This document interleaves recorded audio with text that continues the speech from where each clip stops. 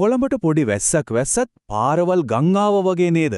ඉතින් මේ කවදාවත් ඉවරයක් නැති ප්‍රශ්නෙට තිත තියන්න කොළඹ නගරයේ යටින්ම අති දැවැන්ත ඉංජිනේරු මෙහෙයුමක් ක්‍රියාත්මක වුණා කියලා කීයෙන් කී දෙනාද දන්නේ? ආන්න අද අපි කතා කරන්න යන්නේ ඒ ටොරින්ටන් උමං මාර්ගයේ පුදුම හිතන කතාව ගැන තමයි. මේ බලන්නකෝ මේකේ ඉතින් කොළඹින් අපිට හරිම හුරු පුරුදු දර්ශනක්. පාරවල් වතුරෙන් ජට වෙලා, වාහන හිර වෙලා, මුළු ජන ජීවිතේම නිකන් නැවතිලා වගේ. ඇත්තටම අපි අද කතා කරන්න යන මේ දෙවන්ත විසඳුමේ අවශ්‍යතාවය පටන් ගන්නෙ මෙන්න මේ தත්ත්වයට එක්ක තමයි. හොඳයි. ඉතින් අපි මේ විග්‍රහය කරගෙන යන්නේ මෙහෙමයි. මුලින්ම අපි බලමු මේ කොළඹ ගංවතුර ප්‍රශ්නේ ඇත්තටම කොච්චර ගැඹුරුද කියලා. ඊට පස්සේ මේකට විසඳුම මුණු ටොරින්ටන් උමග ගැනත් ඒකේ පාවිච්චි කරපු පුදුම හිතන ඉංජිනේරු තාක්ෂණය ගැනත් කතා කරමු. අන්තිමටම මේ හැම දෙයකින්ම කොළඹට ලැබෙන වාසි මොනවද? අනාගතේ කොහොම වෙයිද කියලාත් අපි බලමු. හරි. එහෙනම් අපි පටන් ගමු පළවෙනි කොටසින්. ඇත්තටම මේ කොළඹ ගංවතුර කියන ප්‍රශ්නේ ඊයේ පෙරේද පටන් ගත්ත එකක් නෙවෙයි. නෑ මේක දශක ගාණක් තිස්සේ නගරයට තියෙන ලොකු අභියෝගයක්. මෙන්න මේක තමයි ප්‍රශ්නේ පටන් ගන්න තැන. කොළඹ නගරයේ වතුර බහන සිස්ටම් එක, ඒ කියන්නේ අපවහන පද්ධතිය හදලා තියෙන්නේ අවුරුදු 100කටත් කලින්. හිතන්නකෝ. එදා තිබ්බ පුංචි කොළඹට ගැලපෙන්න හදපු ඒ සිස්ටම් එකට අද තියෙන මේ දැවැන්ත ගොඩනැගිලි, මේ ජනගහනයේ එක්කෙන වතුර කන්දරාව කොහොමදවත් දරා ගන්න බෑ. හරි. ඒක එක හේතුවක් විතරයි. තව තියෙනවා. බලන්න එක පැත්තකින් දේශගුණික වෙනස්කම් එක වැස්ස එන්නෙන්නම සැර වෙනවා. අනිත් පැත්තෙන් නගරේ හැමතැනම කොන්ක්‍රීට්. ඉඩක් නෑර ගොඩනැගිලි. ඉතින් වතුර පොළවට උරන්න තැනක් නෑ. මදිවට මිනිස්සු දාන කුණු වලින් කානු පිරීලා අනවසර ඉදිකිරීම නිසා වතුර යන්න තියෙන පාරවල් වෙහිලා මේ ඔක්කොම එකතු වෙලා තමයි ප්‍රශ්න මේතරම් දරුණු වෙලා තියෙන්නේ. ඉතින් නිකන්ම විසඳුමක් දෙන්න බෑනේ. මුලින්ම මේ අවුල හරියටම තේරුම් ගන්න එපා. අන්න ඒ තීරණාත්මක වැඩේට කරගහුවේ කොළඹ මහනගර සභාවේ අපි කවුරුත් දන්න CMC එකේ අපේම දක්ෂ ඉංජිනේරු කණ්ඩායම. මේ CMC ඉංජිනේරුවෝ නිකන් උඩින් පල්ලෙන් බැලුවේ නැහැ කොහෙත්ම නැහැ. එයාලා කොළඹ නගරයේ යට තියෙන ඇහැට පේන්නේ නැති අර මකුඩු දැලක් වගේ පැටලිච්ච කාණු පද්ධතිය, ඒ වගේම නගරයේ පොළොවට තියෙන පස් වර්ග, ගල් තියෙන විදිය මේ හැම දෙයක්ම හාරා උස්සලා බැලුවා. මොකද ප්‍රශ්නෙට හරියට මත තියෙන නම් මේ වගේ විද්‍යාත්මක අධ්‍යයනයක් නැතුවම බෑ. මෙතන තියෙනවා හරිම විශේෂ දෙයක්. CMC ඉංජිනේරුවෝ AC කාමරවලට වෙලා ප්ලෑන් ගැහුවේ නෑ. එයාලා කෙලින්ම පාරට බැස්සා. මිනිස්සු කියන දෙයට ඒ පැමිණිලි වලට හොඳට ඇහුම්කන් දුන්නා. ෆීල්ඩ් එකටම ගිහින් දත් එකතු කරා. අන්න ඒ විදිහට තමයි ගම් වතුරෙන් වැඩියෙන්ම බැට කන තැන් හරියටම ලකුණු කරගත්තේ. බලන්න ඒ ප්‍රායෝගික දත්ත මත පදනම් වුණු ක්‍රමය.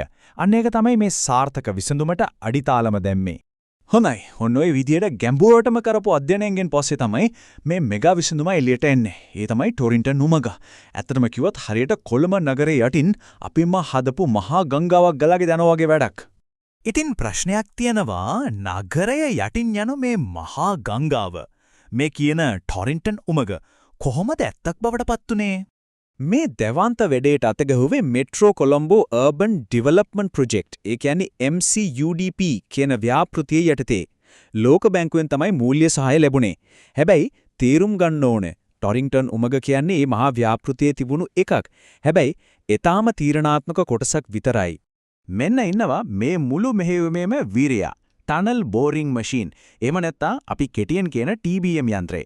මේ යෝධයා නිසා තමයි උඩින් වාහන දුවද්දී මිනිස්සු වැඩට යද්දී ඒ කාර්යබහුල ජීවිතයට බිඳුවකවත් බාධාවක් නොවි පොළොව යටින් මේ මහා උමක කපන්න පුළුවන් උනේ. මේ පින්තූර දෙක දිහා බලන්නකෝ. වෙනස පැහැදිලිවම පේනෝ නේද? එක පැත්තකින් වෙඩේ පටන් ගත්ත හැටි, අනිත් පැත්තෙන් ඒ දෙවන්ත මහන්සියේ අවසාන ප්‍රතිඵලය. ඇත්තටම කිව්වොත් මේක ශ්‍රී ලංකාවේ ඉංජිනේරු ඉතිහාසයේ ලියවුණු රත්තරන් අකුරු වලින් ලියවුණු පිටුවක්. හරි.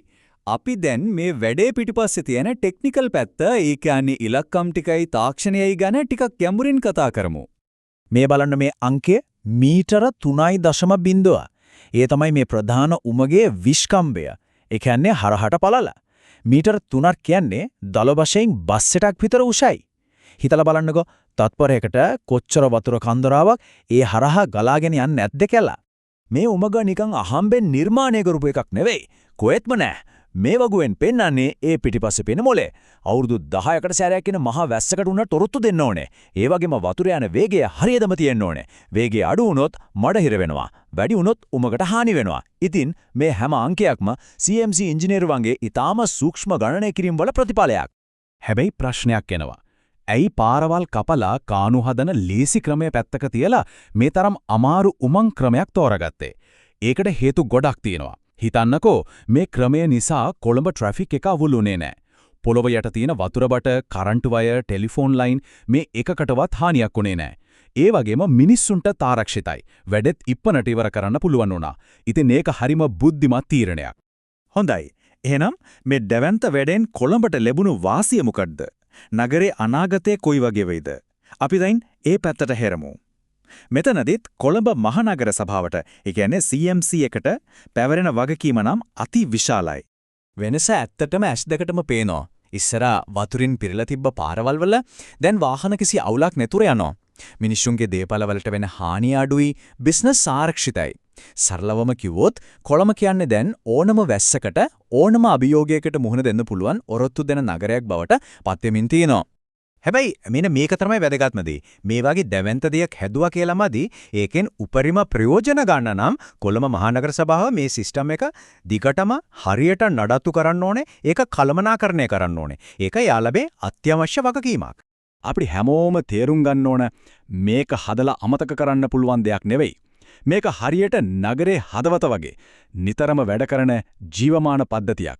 ඒ නිසා මේක දිගටම පවත්වාගෙන යන්න නම් කොළඹ මහනගර සභාවේ ඉංජිනේරුවන්ගේ අඛණ්ඩ අධීක්ෂණයයි නඩත්තුවයි නැතුවම බෑ.